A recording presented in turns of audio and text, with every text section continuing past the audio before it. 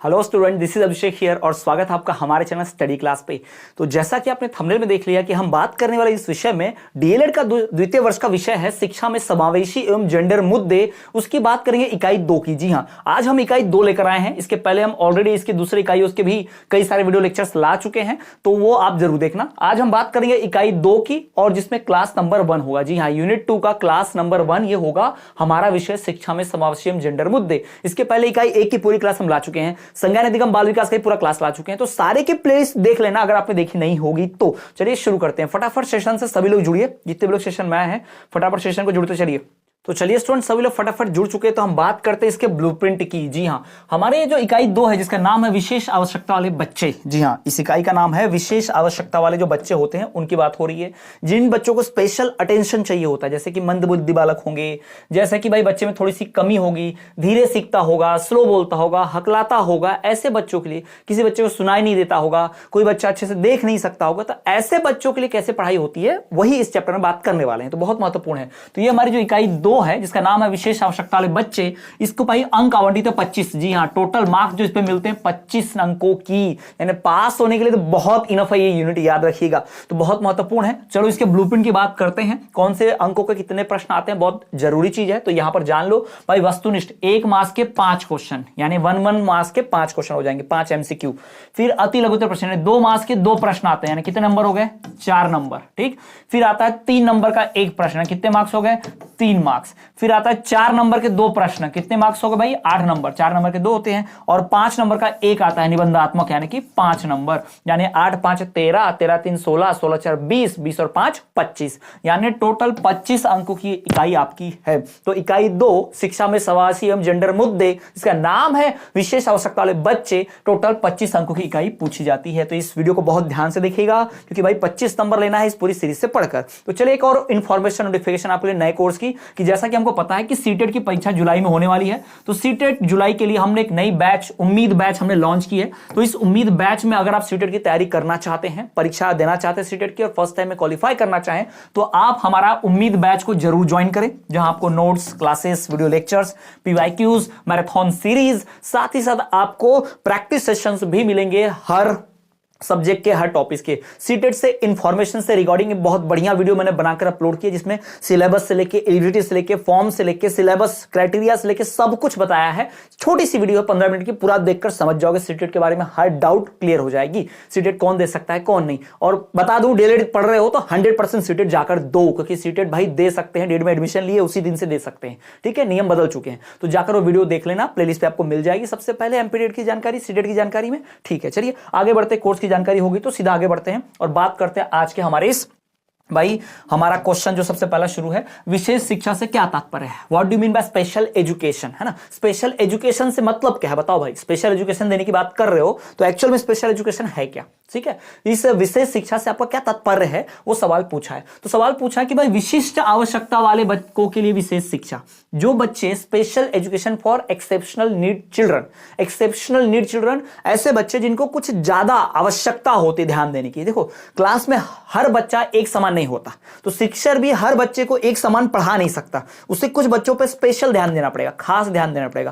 क्योंकि जो बच्चे क्लास में होशियार होते हैं, अगर वैसे भी टीचर तो उन पर ध्यान देता ही है, अगर उन पे ना भी दे तो भी बच्चे होशियार हैं, अपने आप से कर सकते हैं। पर 2 बच्चे क्लास में पिछड़े होते हैं, जिनके पीछे भिड़ना पड़ता है। पीछे भिड़ने का मतलब उन पे ध्यान देना पड़ता है, बार बार टोकना पड़ता है, उनके नोट्स पे नजर रखनी होती है, इस वजह से वो अच्छे बन पाते हैं। तो हमें उन बच्चों पे ध्यान देना चाहिए, इसलिए बहुत जरूरी है। ठीक, चलिए तो सबसे पहले बात करते हैं हमारा भाई, शुरू करते हैं इस टॉपिक को। नंबर 1, भाई सामान्य बालक को दी जाने वाली शिक्षा से विलक्षण बालक लाभान्वित नहीं होते। अगर आप सिंपल एक नॉर्मल स्टूडेंट को जो शिक्षा दी जाती है, वही शिक्षा आप किसी एबनॉर्मल नहीं बोलेंगे, एक्सेप्शनल बोलेंगे। जो बच्चा दूसरों की तरह नहीं, इसका मतलब वो बेकार नहीं है भाई, वो दूसरों से अलग है, उसके अंदर कुछ अलग क्वालिटीज है। तो उस अलग बालक को, जिसमें विलक्षण प्रतिभा है, यानी एक्सेप्शनल टैलेंट है जिस बच्चे के अंदर, उसको फायदा नहीं मिलेगा। ध्यान रखेंगे, ठीक है। अब मैं एक टीचर बनने की क्वालिटी भी आपको बता दे रहा हूं। ठीक है, जब मैं अपने कोचिंग क्लास में पढ़ाता हूं, ऑफलाइन बैच में जब पढ़ाता हूं, 9वीं 10वीं के बच्चे जो होते हैं, 11 12 के जो बच्चे होते हैं, जब उन्हें सोशल साइंस, सामाजिक विज्ञान, हिंदी, इंग्लिश उन्हें पढ़ाता हूं, तो होता क्या है क्लास में जनरली, कुछ बच्चे जो टॉपर होते हैं 90% वाले, मैं जो भी बात बताता हूं फटाफट समझ लेते हैं। ठीक है। तो जब मैं एक्सप्लेन करता हूं तो बहुत ज्यादा डिटेल में एक्सप्लेन करके एकदम हाई लेवल का नहीं एक्सप्लेन करता, ऐसा इसलिए एकदम हाई लेवल का एक्सप्लेन करूंगा तो जो टॉपर होंगे उनको तो समझ में आएगा, लेकिन क्लास के जो एवरेज स्टूडेंट होंगे या जो मंदबुद्धि बालक होंगे उनके सर के ऊपर से चला जाएगा। तो मैं कोशिश करता हूं कि ऐसे पॉइंट्स ढूंढकर बच्चों को समझाऊं, ऐसा उदाहरण दूं कि वो होशियार के समझ में तो आ ही आए, साथ ही साथ जो बच्चा पीछे है, मंदबुद्धि बालक है, विलक्षण प्रतिभा का बालक है, उसको भी समझ में आ जाए। और ऐसा भी नहीं है कि क्लास में पढ़ाई का स्तर एकदम नीचा रख दो, एकदम आसान बना दो। एकदम आसान बना दोगे तो जो बच्चा एकदम टैलेंटेड है, 90% ला रहा है, उसको तो सब आसान लगेगा और भी आसान लगेगा। वो बोलेगा मेरा तो फायदा ही नहीं हो रहा है, मुझे जो पहले से आता है वही पढ़ाया जा रहा है। तो उसके लेवल का भी पढ़ाना पड़ेगा। यानी क्लास में आपको ऐसा बैलेंस बनाना है कि आप टॉपर के लिए भी पढ़ाओ और जो मंदबुद्धि बालक है, विलक्षण बालक है, उसके लिए भी पढ़ाओ। ये ध्यान रखिएगा, ये टिप है टीचर बनने की, प्रो टीचर बनने की। ठीक। दूसरी बात भाई, विद्यालय में इनके लिए काफी संख्या में कक्षाएं नहीं है, क्योंकि जो डिफरेंशियली एबल स्टूडेंट्स होते हैं, जो भाई विलक्षण प्रतिभा के बालक होते हैं, जिनको देखने सुनने में परेशानी होती है, बोलने में परेशानी होती है, उनके लिए कितने स्कूल बने बताओ? आपने अपने आसपास में मुझे पांच नाम का 2-3 नाम बता दो जो श्रवण संबंधी, दृष्टिबाधित, यानी जो देख नहीं सकता, बोल नहीं सकता, सुन नहीं सकता, ऐसे बच्चों के लिए स्कूल बना हुआ है। बहुत मुश्किल, मैं तो पूरे जिले में कहीं मैंने नहीं सुना आज तक। ठीक है, तो बहुत मुश्किल है ऐसा। तो इन बच्चों की पढ़ाई लिखाई कहां होगी? तो इन बच्चों के लिए कोई ऑप्शन नहीं है, अब उनको उसी नॉर्मल बच्चों के साथ पढ़ाना पड़ेगा। लेकिन हमें नॉर्मल की तरह नहीं पढ़ाना है, नॉर्मल बच्चों के साथ पढ़ाना है, पर उन बच्चों को नॉर्मल की तरह नहीं पढ़ाना है, क्योंकि उनको समझेगा नहीं, उनका भला नहीं होगा, ध्यान रखना। ठीक है, ऐसे बच्चों के लिए ना ही अच्छे टीचर है ना, इनके लिए बहुत छोटी छोटी कक्षाएं ही हैं, और ना ही योग्य प्रशिक्षित अध्यापक है, यानी ट्रेन टीचर भी नहीं है जो किसी कम देखने वाले बच्चे को पढ़ा सके, कम सुनने वाले बच्चे को समझा सके, पढ़ा सके। ऐसे ट्रेन टीचर नहीं है। जैसे मैं अपनी बात कर रहा हूं, तो मैं ब्रेल लिपि तो पढ़ा नहीं हूं जो न देखने वाले किसी अंधे बच्चे को भी पढ़ा पाए, ऐसे छात्र को भी पढ़ा पाए, नहीं पढ़ा पाऊंगा मैं, क्योंकि मुझे ब्रेल लिपि नहीं आती, मैंने उसकी ट्रेनिंग नहीं ली है। ठीक है, तो मैं उस स्कूल में पढ़ा ही नहीं सकता। अब मैं पढ़ा नहीं सकता स्कूल में, ना उस कोचिंग में, ना यूट्यूब पर पढ़ा ही नहीं सकता, तो बच्चों को पढ़ाई कहां मिलेगी, है ना। तो ये ध्यान में रखना है कि ऐसे बहुत टीचर्स कम है, तो उनके लिए अलग से एजुकेशन होना पड़ेगा।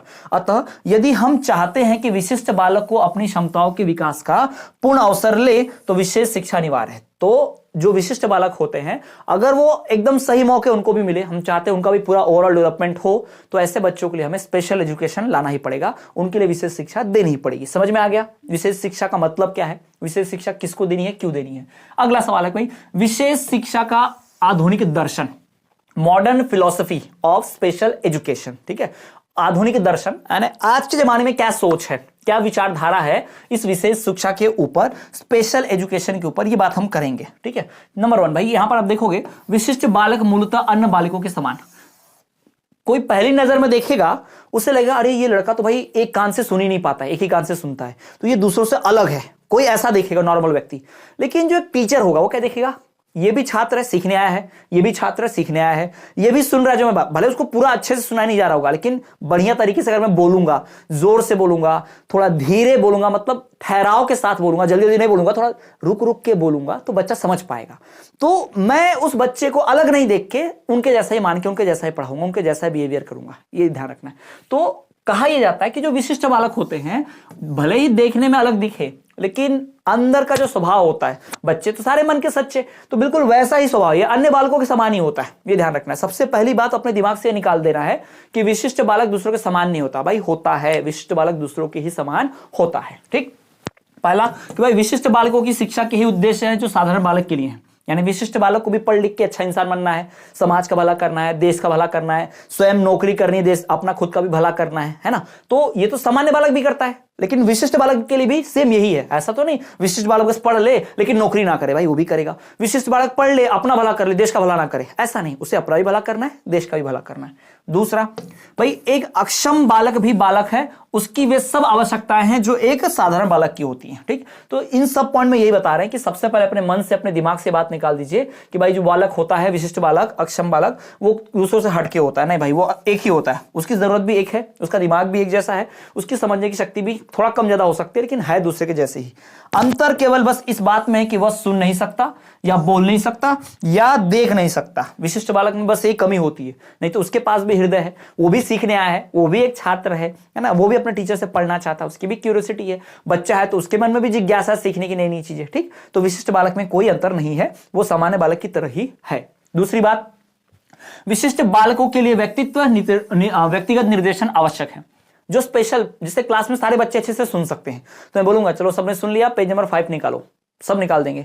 पर जो बच्चा क्लास में विशिष्ट बालक होगा, जो सुन नहीं सकेगा या बहुत धीमा सुनता होगा, तो मुझे उसके पास जाकर बोलना पड़ेगा बेटा पेज नंबर 5 निकालो, या उसके साइड वाले स्टूडेंट्स उसकी हेल्प करेंगे कि पेज नंबर 5 निकाल ले भाई, है ना, सर वही पढ़ा रहे। तो विशिष्ट आवश्यकता वाले बच्चे को व्यक्तिगत निर्देशन यानी पर्सनल उसको ऑर्डर देना पड़ेगा, पर्सनल इंस्ट्रक्शन देना पड़ेगा, पर्सनली उसको जा जाके समझाना पड़ेगा, तब वो अच्छे से समझ पाएगा। ठीक, तो पहली बात यही कि कक्षा के सभी विशिष्ट बालकों को निर्देशन की आवश्यकता पड़ती है। क्लास में जितने विशिष्ट बालक होंगे उन सबको पर्सनल इंस्ट्रक्शन चाहिए ही चाहिए। दूसरी बात, अंधों या बहरों की कक्षा में 6 से 8 बालक तथा मानसिक रूप से पिछड़े बालकों की कक्षा में 15 से 20 तक के बालक होने से छोटी कक्षा पर निर्देशन व्यक्तिगत हो सकता है।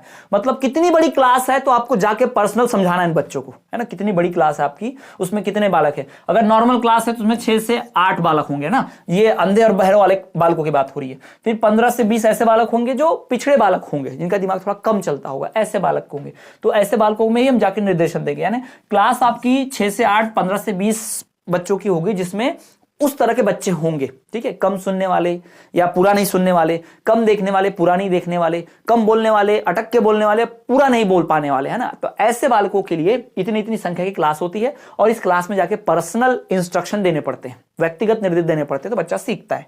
तीसरी बात, पहचान अनिवार्य है। भाई आपको पहचान करना बहुत जरूरी है। एक सफल टीचर में एक क्वालिटी और होती है कि वो अपने क्लास के सब स्टूडेंट्स को पहचानता है, सबसे व्यक्तिगत बातचीत करता है, सबसे बराबर रिश्ता रखता है ना, सबके साथ मेल भाव रखता है। ऐसा एक होना चाहिए क्लास में। एक अच्छे टीचर की ये भी एक निशानी है, प्रो टीचर बनने की टिप है। ठीक है, ध्यान रखिए। तो बालकों को विशेष शिक्षा देनी चाहिए, जबकि विशेष ज्ञान द्वारा उनकी मानसिक तथा कह सकते हैं शारीरिक दशाओं का निरीक्षण करके उन्हें विशेष शिक्षा की योग्य बताया गया है। ठीक है, क्लास में देखो अगर कोई बच्चा कम देख पाता है, चश्मा लगा है उसको, तो हम क्या करेंगे, उसको क्लास के सबसे पहली रो में बिठाएंगे, क्योंकि भाई उसको लगता है चश्मा, उसको लगा हुआ है चश्मा, चश्मा लगा मतलब उसको कम दिखेगा। अगर उसको सबसे लास्ट की रो में बिठा दोगे तो वो बच्चा भाई कैसे देखेगा, कैसे पढ़ेगा। तो ये ध्यान में रखना है कि बच्चे को पहचानना है और उसकी कमी देखनी है और उसको उस हिसाब से ट्रीट करना है। ध्यान रखिएगा, टीचर एक डॉक्टर की तरह ही है भाई, याद रखिएगा। ठीक, बुखार है तो बुखार की दवाई देता है डॉक्टर, बच्चा कम देख सकता है तो उसमें देखने में आसानी हो वैसा उपाय करेंगे हम एज ए टीचर, ध्यान रखेंगे। तो विशेष शिक्षा से तात्पर्य डेफिनेशन, अब भाई स्पेशल एजुकेशन के डेफिनेशन देख लेते हैं, जो बड़े बड़े लोगों ने इसकी डेफिनेशन दी है उस डेफिनेशन की बात करते हैं। ठीक है, विशेष शिक्षा की जो डेफिनेशन दी गई है उस डेफिनेशन की बात करते हैं। ठीक, तो सामान्य कक्षा के बालकों के साथ शिक्षित करना, समय समय पर विशेषज्ञ निरीक्षण करके बालकों की सहायता करता है, ये ध्यान रखिएगा। ठीक है, होता क्या है, जो नॉर्मल क्लास होती है उसमें जो बच्चे होते हैं उनको तो पढ़ा ही रहे, लेकिन साथ ही साथ उसी समय में विशेष बच्चों के पास जाना पड़ेगा आपको, जो विशेष बच्चों की उस पर खास नजर रखनी पड़ेगी, उसकी कॉपियां हमेशा चेक करते रहनी पड़ेगी, उसको समझ में आया कि उसको अलग से पूछना पड़ेगा। जैसे हम पूरी क्लास में कुछ पढ़ाने के बाद क्या बोलते हैं, सबको समझ में आया तो सब बोलेंगे हाँ, तो आप स्पेशली उन विशेष बच्चों का नाम भी लो, बेटा तुमको समझ में आया, क्योंकि वो विशेष बच्चा है, तो उसको थोड़ा विशेष फील कराना पड़ेगा, उस पर नजर रखनी पड़ेगी, तो अच्छे से पढ़ पाएगा, क्योंकि दूसरों की बराबरी करने में उसे सहयोग चाहिए, हेल्प चाहिए हमारी एज ए टीचर की। फिर सामान्य कक्षा के उपरांत अन्य समय विशिष्ट बालकों को देना, आप नॉर्मल क्लास पढ़ा लीजिए, उसके बाद डाउट क्लास, आपका बचा हुआ समय उन विशेष बालकों को दीजिए ताकि उनका अच्छे से पढ़ाई हो सके। ठीक, तीसरा, विशिष्ट बालक अधिक समय विशेष अध्यापक के साथ व्यतीत करें और कुछ समय सामान्य छात्रों के साथ। ठीक, तो जो विशिष्ट बालक है वो बहुत अपना समय जो है अपने टीचर के साथ बिताना चाहिए, क्योंकि टीचर उसको अच्छे से गाइड कर पाएगा, समझ पाएगा, पर्सनली समझा पाएगा, और फिर उसे नॉर्मल भी फील होना चाहिए, इसलिए वो अपने नॉर्मल स्टूडेंट्स के साथ भी, अपने क्लास के दोस्तों के साथ भी रहना चाहिए, ताकि उसे भी हीन भावना ना आए कि मुझे एकदम ही अलग से पढ़ाया जा रहा है, मैं सबसे अलग ही हूं, मेरा अलग से ट्रीटमेंट चल रहा है। नहीं, सबके जैसा ही ट्रीटमेंट मिल रहा है, ऐसा होना चाहिए। बालक का पूर्णतः विशेष कक्षा में रहना, बालक जो है उसको पूर्णतः स्पेशली ऐसी क्लास में डाल दो जहां पे सिर्फ उसी की तरह बच्चे पढ़ते हैं, तो दूसरों को भी देखेगा ना तो शर्म नहीं आएगी, उसको लगेगा ये भी तो मेरे जैसा ही है, इसको भी कुछ कमी है, मेरे में भी कुछ कमी है, हम सबको एक जैसे पढ़ा रहे हैं। ठीक है, तो ये चीजें हम कर सकते हैं, इन चीजों से फायदा होगा। ठीक, आगे बढ़ते हैं। अगला, विशेष शिक्षा से तात्पर्य, स्पेशल डेफिनेशंस यहां पूछी जा रही है, विशेष शिक्षा की भाई स्पेशल डेफिनेशंस, तात्पर्य बताइए। तो यहां पर हम उसका तात्पर्य समझ लेते हैं, उसका मतलब समझ लेते हैं। नंबर 1, सामान्य कक्षा के बालकों के साथ शिक्षित करना, समय समय पर विशेषज्ञ निरीक्षण करके बालकों की सहायता करता है। ठीक है, जब आप सामान्य कक्षा के बालकों के साथ विशेष बालकों को पढ़ाते हो और समय समय पर उनका निरीक्षण करते हो तो उन बच्चों को बड़ी मदद मिलती है। दूसरी बात, सामान्य कक्षा के उपरांत अन्य समय विशिष्ट बालकों को देना। ठीक, विशिष्ट बालक अधिक समय विशेष अध्यापक के साथ व्यतीत करे और कुछ समय सामान्य छात्रों के साथ। जो अभी हमने पढ़ा वही रिवाइज कर रहे हैं।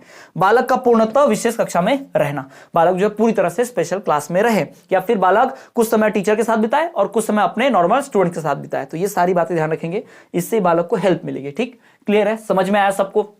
बहुत इंपॉर्टेंट, बहुत ही ज्यादा इंपॉर्टेंट ये क्लास रही।